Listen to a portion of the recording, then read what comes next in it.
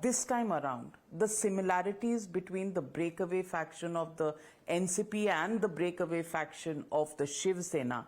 The Shiv Sena has walked away with the party symbol and being the real party rather than the Uddhav Thackeray faction of it. As per the Election Commission, what happens in the NCP case?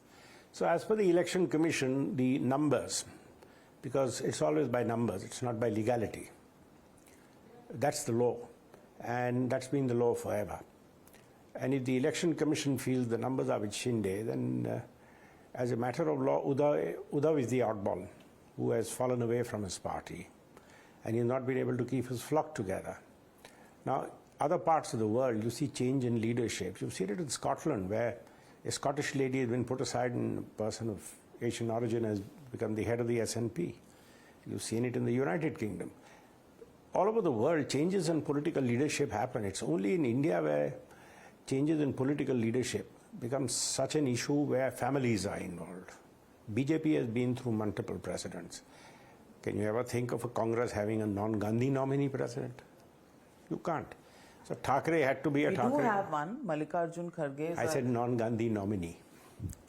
Okay. And so, you know, this little mix we have in Indian politics of a bit of dynasty, a lot of dynasty, and pure non-dynasty politics. This mix we have, this does throw up these anomalous situations, but I think we'll weather them in time. Specifically on NCP, what is the Speaker's role going to be? Because one side says that their nominee is the leader of opposition and they will appoint the party whip. The NCP's other faction, the yesterday broken away faction sworn in to the government, has sent its own letter. What is the Speaker expected to do? So it's again a matter of numbers. And the NCP legislative party would want to appoint its own. And obviously it will erupt into, there will be two parts. One is, of course, if the NCP wants to disqualify the MLAs who have crossed over for leaving the political party, those proceedings will begin. And as far as the whip is concerned, it has to be the legislative party which will appoint. Now, who is that legislative party is a matter of numbers. And that will all depend on numbers. Unless, see, this is the big point which we argued even in the Maharashtra case, which the court has accepted. Disqualification is not self-operative. And there's nothing shocking. Corrupt practice in an election is not self-operative. Somebody has to bring a petition and get the election set aside. Disqualification is not self-operative. If somebody leaves the political party, you may blink at it and say, very well, go. It's only when you bring a disqualification motion, and a disqualification motion is granted, that person vacates office. That's the way our law is structured. So the fact that these people have walked away doesn't mean that they are disqualified. They will still be there and allowed to vote till such time as the Speaker finds them to be disqualified. And if they are the majority in numbers, there you have the conundrum of this law. So in the earlier case of the Shiv Sena, the disqualification process is still not over. Now this new case, do these numbers once again have to be proved on the floor of the House? So just to remind you what happened in the earlier round, they gave notice of disqualification.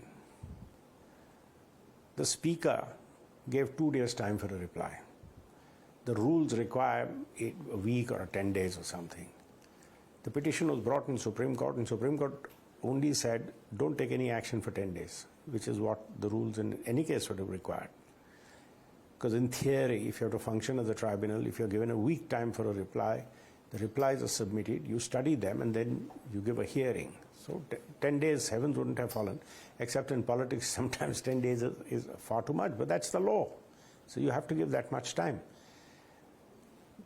When the reverse was done, when the Shiv Sena faction said the Uddhav faction is the defectors and they have voted against Eknath, they have given their disqualification petitions. The Uddhav faction got a stay from the Supreme Court. Virtually, I mean, there was an understanding in Supreme Court that the Speaker will not proceed with them. And then it was seriously argued that the Speaker has done nothing. So we had to remind them that before the previous Chief Justice, he took a statement from the person appearing for Shiv Sena saying, don't do anything. And now you're complaining. So you get an order from Supreme Court saying, don't do anything. And then you say, look, he has not done anything. So the truth is, they were worried that they'd be thrown out. This whole speaker tribunal business in the 10th schedule has to be revisited because it's not working. What's the way out is another matter. But the real problem of the 10th schedule is having the speaker, and also according Having to the speaker itself. as the tribunal.